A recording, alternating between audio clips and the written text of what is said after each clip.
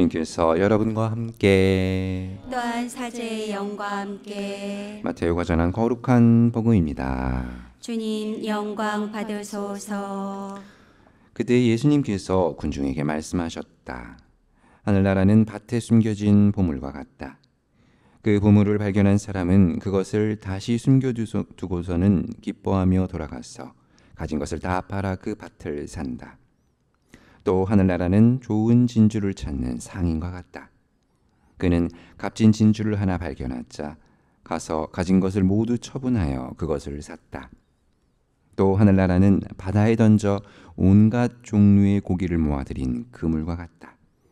그물이 가득 차자 사람들이 그것을 물가로 끌어올려 놓고 앉아서 좋은 것들은 그릇에 담고 나쁜 것들은 밖으로 던져버렸다. 세상 종말에도 그렇게 될 것이다.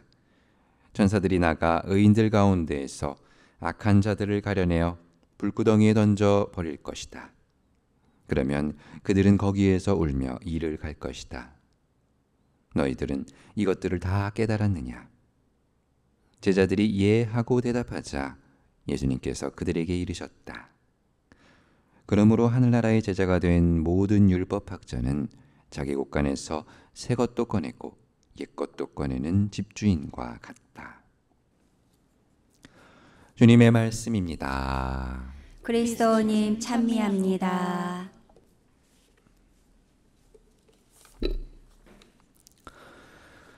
찬미 예수님. 네, 오늘은 옛날 얘기 하나로 시작을 해볼게요. 옛날에 하느님을 향한 그 믿음이 아주 깊은 한 신앙인이 살고 있었습니다. 그래서 어느 날 그 사람은 하느님께 기도를 했어요. 하느님, 저에게 나비 한 마리와 예쁜 꽃 한 송이를 내려주세요 라고 기도를 했어요. 그러자 하느님께서는 그 사람에게 무엇을 주셨는가 하면은 애벌레 한 마리와 선인장 한 그루를 보내주십니다. 그래서 그 애벌레와 선인장을 받은 그 사람은 매우 슬퍼하기 시작했어요. 자기의 기도를 하느님께서 제대로 들어주지 않으셨다고 생각했기 때문입니다. 그리고서는 자기의 기도가 무엇이 잘못된 것일까 생각하기 시작했어요. 곰곰이 생각하던 그 사람은 하느님께서 너무 많은 사람들의 기도를 들어주시다 보니 자기 기도를 헷갈려 하셨구나, 잘못 들어주셨구나 라고 결론에 이르게 됩니다. 그제서야 마음이 좀 편안해진 그 사람은 애벌레와 선인장을 이제 마당 한 구석에 이렇게 치워놓았죠. 꽤 오랜 시간이 지나고 마당 한 구석에 두었던 애벌레와 선인장을 보러 갔던 그 사람은 깜짝 놀랐어요. 왜냐하면 가시투성이었던 선인장에서는 너무나 아름다운 꽃 한 송이가 활짝 피어 있었고, 또 그 징그럽던 애벌레는 온데간데 없이 어여쁜 나비 한 마리가 선인장에서 피운 꽃 주위를 나풀나풀 날아다니고 있었기 때문입니다. 이처럼 하느님께서는 우리의 눈으로는 미처 다 볼 수 없는 당신 사랑의 신비와 그 보물들을 세상 곳곳에 마련해 주셨다라는 복음의 진리를 기억하면서 오늘의 독서와 복음 함께 보도록 하겠습니다. 오늘 복음 안에서 예수님께서는 여러 가지 비유를 들어서 하늘나라에 대해 말씀해 주십니다. 한 가지 재미있는 것은 그 비유의 대상들인데요. 밭에 숨겨진 보물은 금방 이해가 가죠. 근데 그 다음에 이어지는 비유들을 이렇게 자세히 보면은 좀 고개가 갸우뚱해집니다. 그 복음 말씀 한번 같이 볼게요. 또 하늘나라는 좋은 진주를 찾는 상인과 같다. 그는 값진 진주를 하나 발견하자 가서 가진 것을 모두 처분하여 그것을 샀다. 또 하늘나라는 바다에 던져 온갖 종류의 고기를 모아들인 그물과 같다. 그물이 가득 차자 사람들이 그것을 물가로 끌어올려 놓고 앉아서 좋은 것들은 그릇에 담고 나쁜 것들은 밖으로 던져버렸다라는 말씀입니다. 혹시 이 복음 말씀 들으시면서 이상한 점 발견하셨나요?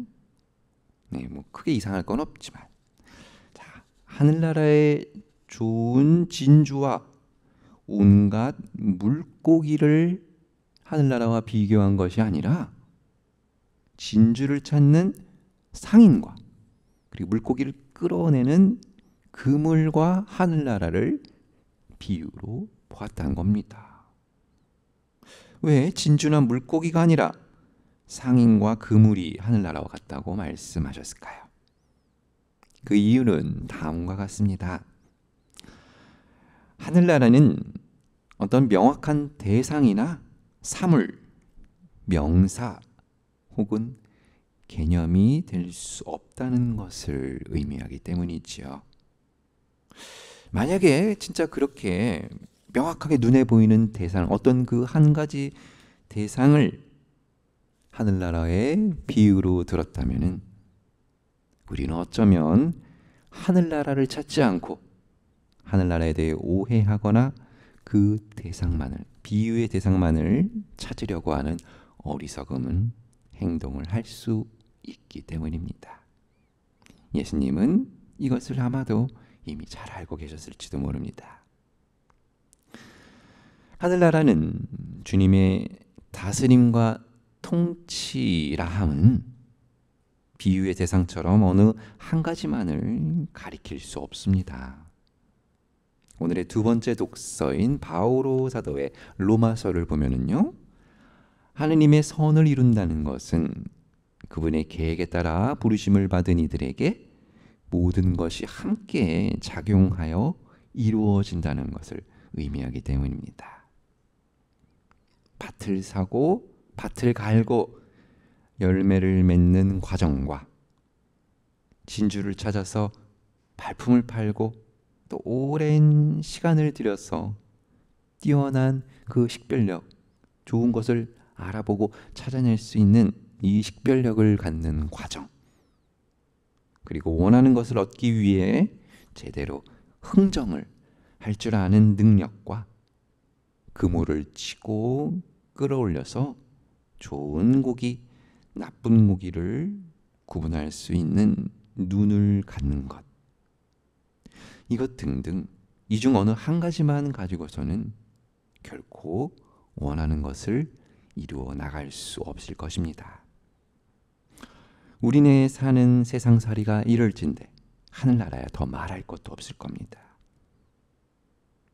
이런 이유들로 인해 우리는 오늘의 첫 번째 독서 열왕기 상건의 내용처럼 솔로몬이 하느님께 무병장수를 원하거나 전쟁의 승리를 원하거나 부귀영화나 금은보화를 청하는 것이 아니라 지혜와 분별력을 청했던 까닭을 깨달을 수 있을 겁니다. 하늘나라는 한순간에 이루어지는 것도 아니고 또 우리가 무엇을 어떻게 한다고 해서 얻게 되는 물건이 아닙니다. 모든 과정과 작용, 식별과 분별, 시간과 공간, 나와 너, 그리고 하느님, 세상의 모든 것들이 함께 이루어 나가는 아버지 하느님의 섭리이면서 또 동시에 이를 믿고 알고 수용할 줄 아는 마음에서 시작될 것입니다. 그리고 이러한 섭리 안으로 내가 온전히 빠져들 준비가 되었다 라는 우리의 결심과 동의를 요청하기도 하죠. 이번 한 주간을 보내시면서 당장에 무엇을 얻으려고 하거나 빠른 결과만을 바라기보다는 그 속에 감춰져 있는 보이지 않는 수많은 보물들을 꼭 찾아내셨으면 좋겠습니다. 주님께서 솔로몬이 청했던 지혜와 분별력이라는 선물을 오늘을 살아가는 우리에게도 내려주십사 기도하는 하루하루 보내시기 바랍니다. 그러므로 하늘나라의 제자가 된 모든 율법학자는 자기 곳간에서 새 것도 꺼내고 옛 것도 꺼내는 집주인과 같다. 잠시 묵상하겠습니다. 그냥 난 내가 좋다. 그냥 난 너라서 좋다. 새 일 시작했으니 너의 죄를 씻으니 잊었으니 이 길 위에서 다시 오시는 당신을 기다립니다. 주의 빛 비추소서.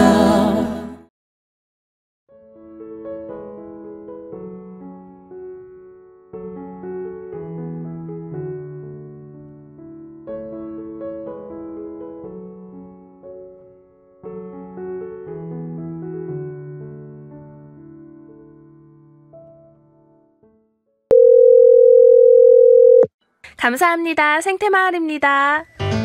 된장, 간장, 고추장, 청국장까지 여러분을 위해서 만들고 있어요. 정성으로 사랑으로 우리 농산물로 생태마을이 하나 되어 준비했답니다. 예! 된장, 간장, 고추장, 청국장까지 여러분을 위해서 만들고 있어요. 만들고 있어요.